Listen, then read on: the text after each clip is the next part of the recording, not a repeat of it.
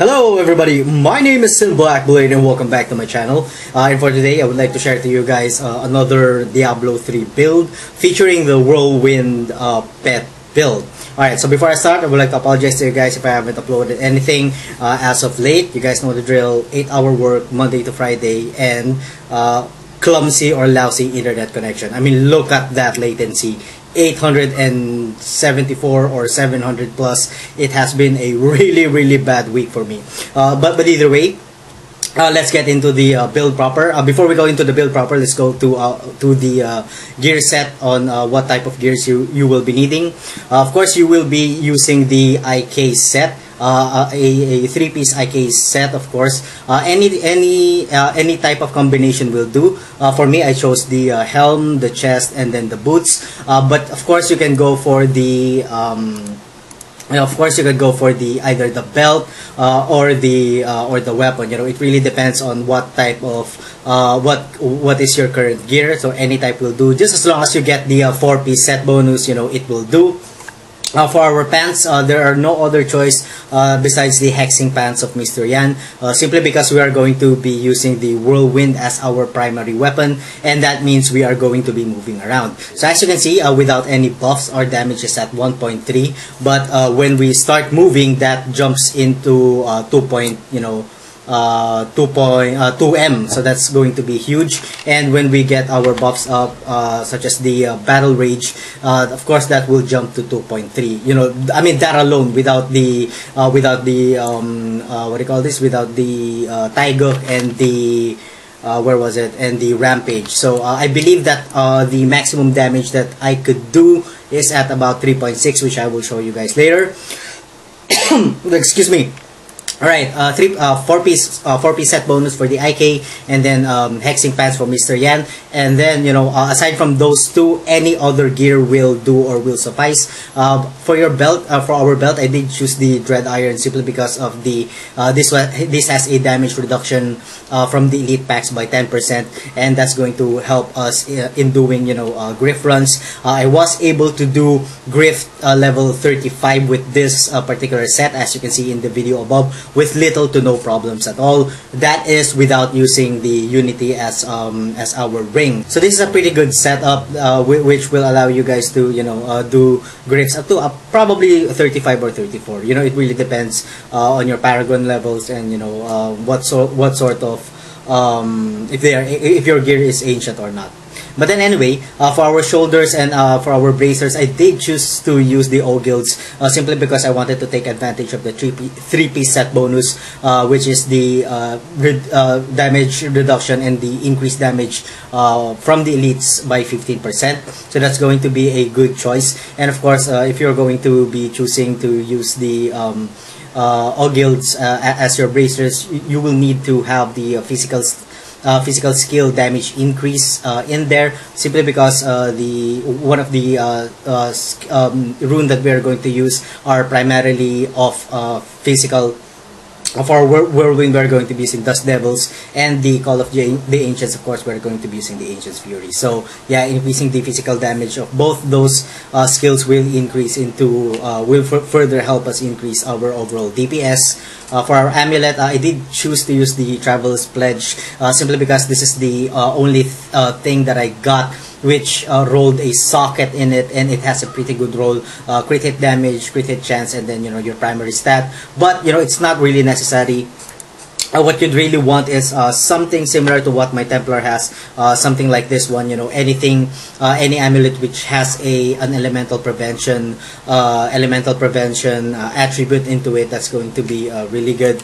Of course, I did combine that with the Compass RoS over here. Again, it's not really necessary. What you'd want for your ring is a very good roll of Stone of Jordan. As you can see, I did not get a pretty good roll on this one. I had to re-roll one stat into a socket. But what you really want there is either a primary stat, the increased damage, of course, and then either a crit hit chance or an increased critical hit damage. So I didn't really get that, and I've been doing, you know, much more damage with the combination of Compass RoS and the Traveler's Pledge, which, you know, increases our vitality by 250, and we get a critical hit damage increase of 50%. The other ring will of course be the Royal Ring of Grandeur, and for our gloves, there's no other choice but to use the Tasker and Theo, simply because this is going to be primarily a Fury spender build. So we want our Fury to to generate faster.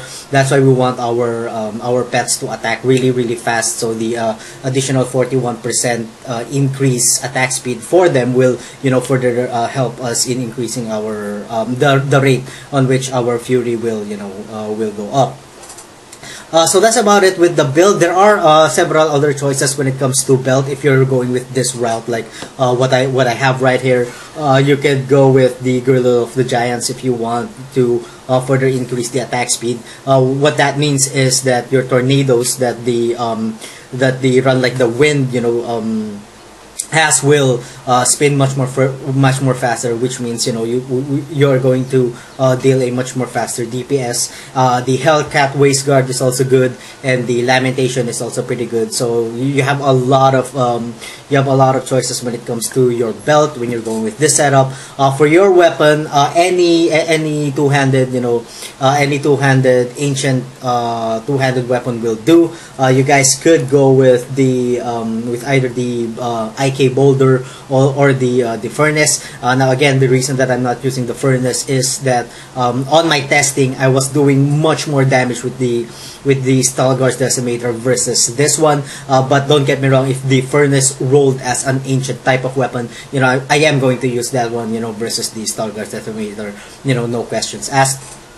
Alright, so I guess that's about it when it comes to weapon. When it comes to the gems, one of the primary gems that I suggest that you guys use is the Pain Enhancer, because this will actually gain benefit from the physical skill damage bonus that the that your bracer will provide. So yeah, and plus we get the Blood Frenzy, which allows us to gain a 3% increased attack speed for each bleeding enemy within 20 yards. So as long as there are a lot of mobs which are affected by the Pain Enhancer, we get that additional 3% increased attack speed for each monster which is affected, which will be pretty awesome. Of course, since we are going to be using Fury much more often, the Taeguk gem will be much more beneficial to this build for the increased damage per stack. That stacks up to 50 times, so that's about 25% increased damage, plus we get an increase of armor, of course, per stack. You can argue that you can use Bane of the Trap instead, or Gem of Efficacious Toxin, or the Bane of the Powerful. Either of that will also be good. I am using the Wreath of Lightning over here. Now the reason that I'm using this one is it just makes the farming much more quicker when this one procs. We get that 25% increased movement speed, so we're going to farm rifts like really fast. But if you're going with Griffs, I highly suggest that you go with either Bane of the Trap, the Gem of Efficacious Toxin, and the Bane of the Powerful. Especially the Gem of Efficacious Toxin, because once you get this into rank 25, the poisoned enemies will get 10% increased damage from all sources. That means from our followers and from our Call of the Ancient. So that will also be really good to use. Of course, if you want to increase the DPS and the toughness of the Call of the Ancients, you can use the Enforcer instead. You'd have to min-max which one works for you. There are some builds who still uses the Gizzard as one of their gems for the overall survivability. Alright, so that's about it when it comes to our gears. Let's go to our stats. With our buffs up, our crit hit chance is at 49.50, critical hit damage is at 473%, all of our resistance is at 1.2k and above, our total life is at 797k, life per hit, life per second, life per kill. As you can see, just pause the video and just look at all those beautiful stats. Let's go into our the build proper. We are going to be using the Whirlwind as our primary attack with the Dust Devils.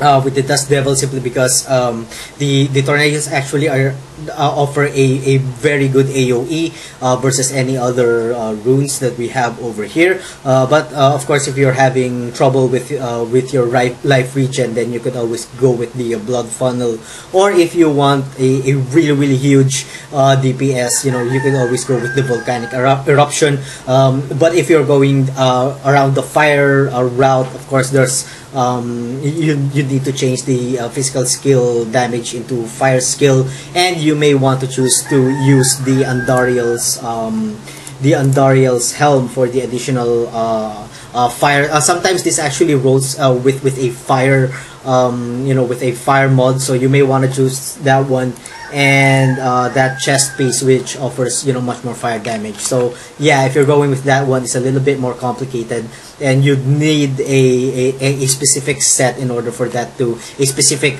you know, IK set in order for that to work. It's a little bit confusing, so yeah, but that also works if you guys are up into it.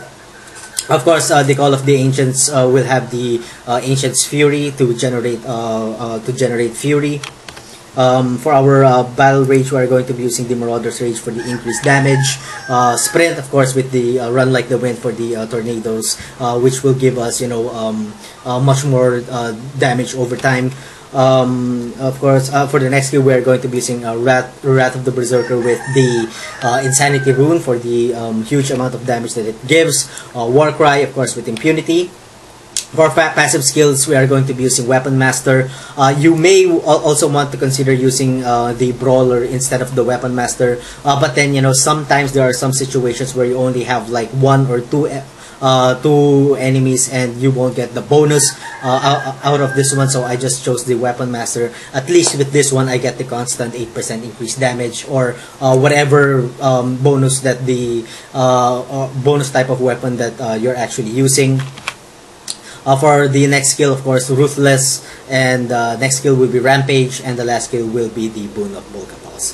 There are no other options to change here. Only one though, the Weapons Master. If you're having a hard time, you can use either the Superstition for some additional damage mitigation, or you could probably use, where is it? The Nerves of Steel there. Other than that, there are no other, you know, really viable what do you call this? Really viable skill to use. Alright, so I've talked about everything else, so let's get into some gameplay. I do have to apologize because of my connectivity. This is going to be bad. Anyway, let's just go ahead and give you guys some gameplay footage here. I hope it's not that bad. You know, it's kind of weird. You know, every time I decide to make a video, my internet connection goes really bad. So I'm not gonna get that, just to showcase the build without any buffs. Oh, come on, God, it's really bad. It's just really bad. Anyway, so this is how the build works. You just, well, hold shift and then whirlwind, and then on occasion keep on pressing the sprint button. Oh God, this is so bad. This is so bad. See? This is not going to be good. I don't know. I'd probably just attach the... Oh my God, it's just bad. My God. 1,000 latency. God. It's not... oh God. Yeah, I'm not even moving that good. That well. Shit. Well, anyway, it's not going to work. You know, I just have to attach the G-Rift 35 on the end of the video. So either way, so thank you all so much for watching. If you guys enjoyed the content, please like, comment, and subscribe. And as always, I'm going to see you guys on the next part of my video. Have a good one.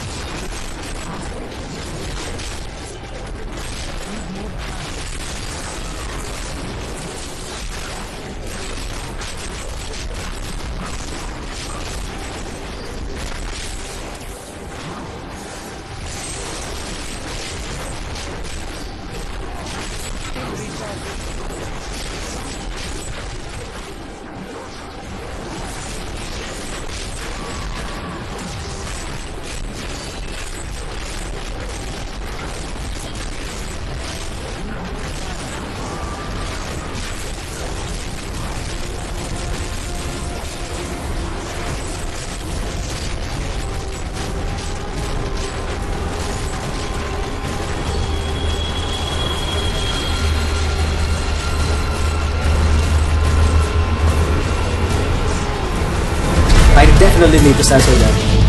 Oh, holy shit! What the hell is that? Oh god. What, is this even real? No, I don't really think so. Oh god, yeah.